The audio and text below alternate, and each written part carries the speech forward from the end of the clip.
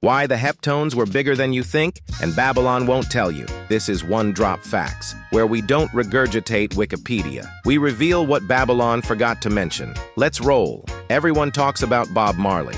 But before Bob, the Heptones were already laying the bricks of what would become roots reggae. Formed in the early 60s, Leroy Sibbles, Barry Llewellyn, and Earl Morgan, the Heptones didn't just ride the shift from ska to rocksteady, they defined it. When they walked into Studio One, Coxsone Dodd didn't just sign a vocal group, he found a musical architect. Because Leroy Sibbles wasn't just the frontman, he became the session bassist for most of the label's classics. Let's break that down. The bass line for Declaration of Rights? Sibbles. Love Me Forever? Sibbles. Sata Masagana? Full Up? Sibbles. Half of Studio One's catalog? Sibbles behind the bass. And Full Up? That's the same line later reworked into Pass the Dutchie, which sold millions. But how many people knew Leroy created that groove? How many knew that song's DNA was straight from Kingston's underbelly? The truth is, the Heptones were the bridge between Jamaica's innocence and its conscious awakening. Songs like Equal Rights,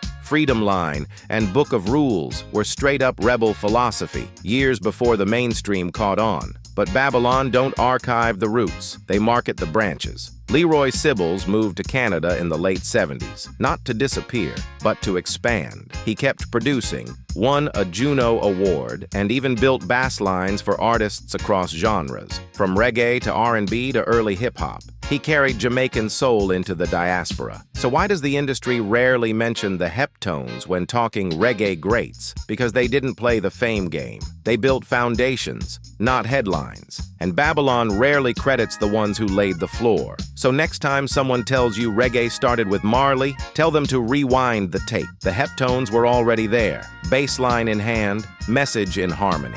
Bob and the Heptones were contemporaries, but the Heptones were more active in the foundational Studio One era of bass-heavy rocksteady and early reggae.